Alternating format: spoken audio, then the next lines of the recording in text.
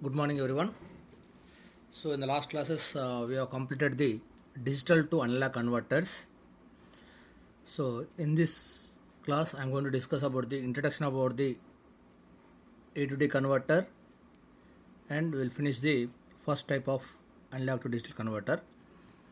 So, first, what is A to D converter? Analog to digital converter. This simply it is called as ADC. It provides the function just opposite to that of digital to analog converter. Whereas the DAC simply it accepts the digital signal and produces an analog output voltage. But DAC provides the function just opposite to that of a digital to analog converter. It accepts only analog input voltage V in and produces an output binary word, which may be in terms of D1, D2 up to Dn. So if you observe this block diagram, so this is the analog input voltage and this is the actual internal circuit we are having. There are different types of circuits are there. That is ADC. It produces digital output which consisting of numbers D1, D2 up to Dn, and where D1 is the MSB and Dn is the NSB. This ADC usually consisting of two additional control lines. Those are STAT and EOC, or sometimes it is also called as SOC also, start of conversion, and this EOC is nothing but end of conversion. What is the use of this start and EOC? Start input to tell the ADC when to start the conversion. When we have to start the actual process of conversion from analog to digital, that will be informed by the start input signal. That is also called SOC. The other one is the EOC. After completion of the conversion from analog to digital, this produces an output to announce when conversion is complete. So when is going to complete the conversion, that is informed by the EOC signal, whereas when to start the actual conversion is informed by the start signal. So now we'll see what are different types of ADCs. There are different generally analog to digital converters are classified into two groups. Those are direct type and integrating type ADCs. What is direct type? In the direct type ADCs, that compares the given analog signal that is to be converted with internally generated equivalent signal. Simply it compares the given analog signal with internally generated equivalent signal, and this group includes parallel comparator type or flash type ADC, counter type ADC, tracking or servo type ADC, successive approximation type ADC. And other category is integrating type ADC. These integrated type ADCs performs conversion in an indirect manner by first changing the analog input signal into a linear function of time or frequency and then into a digital signal. Whereas the direct type, it directly compares the given analog signal with an internally generated equivalent signal, whereas integrated type, it indirectly performs the conversion by first changing the analog signal into a linear function of time or frequency and then to the digital. So there are two types again: charging balance ADC, dual slope ADC. So as per our syllabus, we have this parallel comparator type ADC, counter type ADC, successive approximation type ADC, and dual slope ADC. So these four we are going to discuss in further classes. So among these different types of ADC, that is direct and integrating and parallel comparator, flash type, counter type, tracking type, successive approximation, charge balance, dual slope ADCs, the most commonly used ADCs are successive approximation and integrated type in that dual slope ADC. The successive approximation ADCs are used in applications such as data laggards and also in most of the instrumentations where conversion speed is important. And among all these six, successive approximation and comparator type are somewhat faster, but generally they produce some less accurate than integrating type ADCs. And again in for detail, the flash type comparator is very faster and it is expensive for high degree of accuracy. Whereas integrated type ADC is used in applications such as digital meters and panel meters and monitoring systems where the conversion accuracy is critical. So first we'll go for the direct type ADCs. In that, the first topic or first type of ADC is the parallel comparator type ADC, and it's also called as flash type ADCs. So this is the simplest possible A to D converter. At the same time, it is the fastest and most expensive technique. It is the most expensive technique. So before going to discuss about the operation of this flash type ADC, just we'll know how we are going to, what are the different components for designing of the circuits, what different components required and how many number of the components are required, we'll see. So to design an n-bit output ADC, so generally analog input is the only single analog input. Maybe it may produce some 3-bit output, 4-bit or 8-bit or 16-bit. That is depending upon our wish, we are going to design a circuit. So to design an n-bit output ADC, it requires 2 power n resistors with the same value. 2 power n means, for example, if you want to design a 3-bit ADC, you require 2 power 3, 8 resistors. For 4-bit, 2 power 4, 16 resistors with all are having the same value. These are going to produce some resistive divider network. So all these resistors are used to provide a resistive divider network. And next, this parallel comparator type ADC is also having some comparators or op-amp circuits. So how many number of op-amps are required? That is 2 power n minus 1 comparators are required by this flash type ADC. That means for a 3-bit ADC, 2 power 3, 8 minus 1, 7 comparators are required. For 4-bit, 15 comparators are required and so on. So here for simplification, I have drawn a 3-bit parallel comparator type A to D converter. If you observe this diagram, here as we required 3 output, 2 power 3, 8 resistors are having equal resistors, 1, 2, 3, 4, 5, 6, 7, 8 resistors, and 2 power 3 minus 1, that is 8 minus 1, 7 comparators are given. And additionally it is having some 8 line to 3 line priority encoder that provides a 3-bit digital output. So this circuit consisting of a resistive divider network, op-amp comparators and a 8 line to 3 line priority encoder. So what is the purpose of this resistive network divider and comparator? So as before going to discuss about the 3-bit parallel comparator converter, just we should revise the comparator operation, what is the resistive divider network and also encoder. Then we are going to combine, we will discuss about this converter. So this resistive divider network with equal number of 8 resistors, these are used to provide a reference, different reference voltages.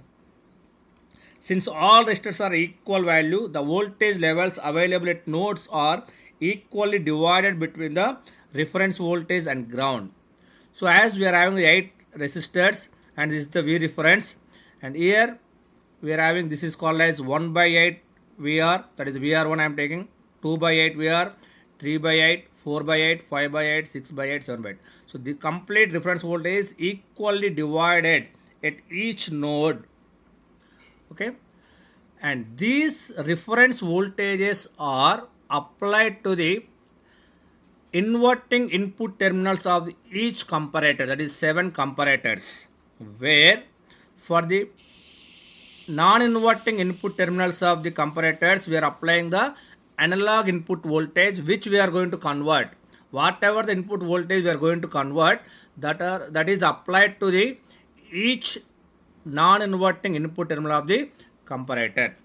So as already you have discussed in the applications of op amps about the comparator, where comparator is a device which compares the voltages appeared between non-inverting input terminal and inverting input terminal. As already you know that if the voltage appeared at non-inverting terminal is greater than the voltage appeared at inverting terminal, then the output is high, or simply you can take it as the logic 1. Sorry, it is not VD, it is a VB. If the voltage appeared at non-inverting terminal is less than the voltage appeared at inverting terminal, the output is low, or simply you can take it as the logic 0. If both are equal, that provides the previous value. And simply you can say that when the voltage at non-inverting terminal is more, it produces 1. When the voltage at inverting terminal is more, it produces 0. That is about the comparator. So here we are having the 7 comparators we are going to see. And coming to this priority encoder. So this is a very complex circuit. So actually the cost of the entire parallel comparator type is high, and also it is more complex because of this encoder. So I think this encoder, you have discussed the digital system design. I'm not going to discuss about the internal circuit or components of this priority encoder. So that may use some different types of NAND gate circuits, and that are somewhat complex. Just for here we require only what is the output of this priority encoder. Just for simplicity of operation, I am going to explain what is the output of encoder. I am not going to discuss about the internal diagram of the priority encoder. Just observe that, take that these are the inputs to the priority encoder and these are the digital outputs. Okay, so if the inputs to the priority encoders all are zeros, the digital output is, we are having 3 bit, that is 0 0 0. If the C1, that is the comparator 1 is 1, the remaining all are 0, that is generally we can say that 0 0 0 0 1 is nothing but 1. Therefore the output is 0 0 1. Simply you can remember like that. If the C2 comparator 2 is 1, irrespective of your actually, whether it may be 0 or 1, if it is C2 is 1, definitely that becomes 0 1 0, and C4 is 1 and remaining either 0 or 1, but the C7, C6, C5 are 0 and C4 is 1, and then this is 1 0 0. 1 0 0 is nothing but 4, and similarly the C7 is 1, that is 7 means 1 1 1. The outputs are 1 1 1. So for here just you have to remember this outputs only, this operation. When the comparator 1 output is 1, it provides 0 0 1 0 0 1. If this output is 1, that provides 4 means 1 0 0. If it is 6 is, this is 1 1 1 1 0. Just you have to remember that one. That's it. Now we are going to see the operation of the entire parallel comparator type A to D converter. So here once again see that at each node of resistor divider a comparison voltage is available. Since all resistors are of equal value, the voltage levels available at the nodes are equally divided between the reference voltage VR and ground. The voltage VA is compared simultaneously with the reference voltages by using comparators. Here you got to stress on the word simultaneously. At a time, this analog voltage is compared with the all reference voltage available at inverting terminal.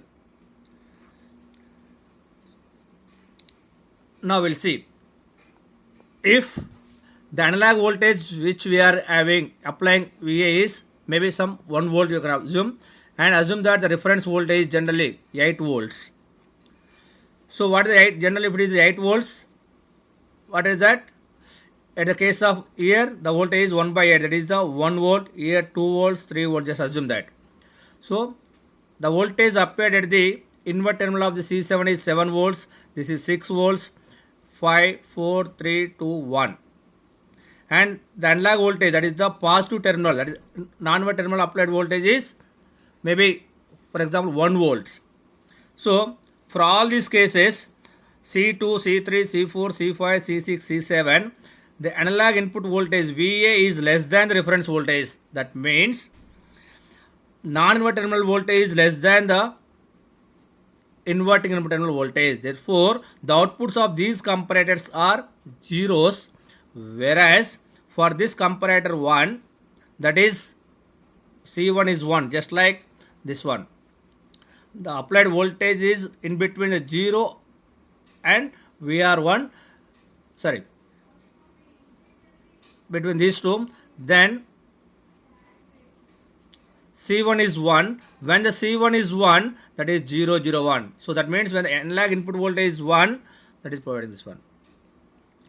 If the voltage may be, just assume that the input voltage may be some 3 volts. Okay, then 3 volts means here 1 volts, 2 volts, 3 volts. Therefore, the comparator C1, C2, C3 outputs are 1. So what happens when C1, C2, C3 are 1?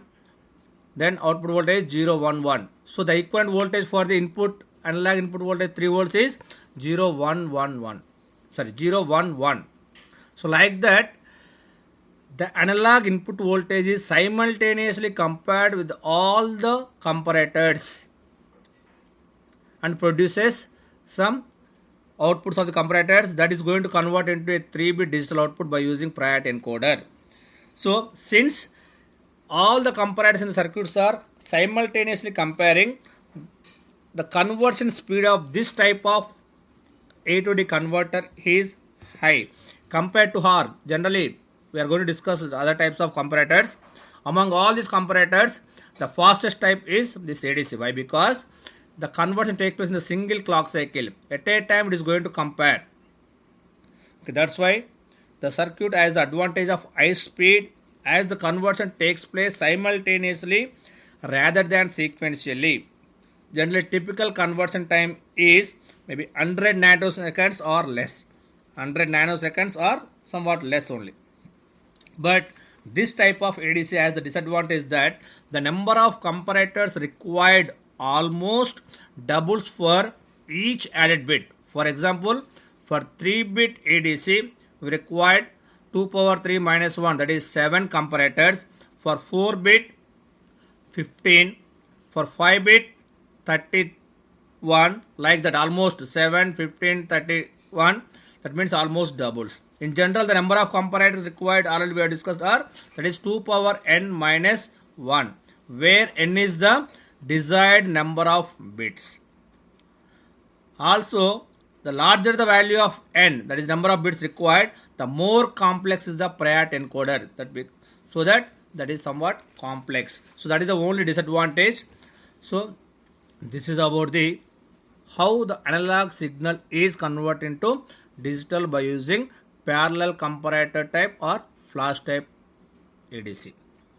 So with this I am going to conclude in this class. In the next class we are going to discuss about the next type of different ADCs.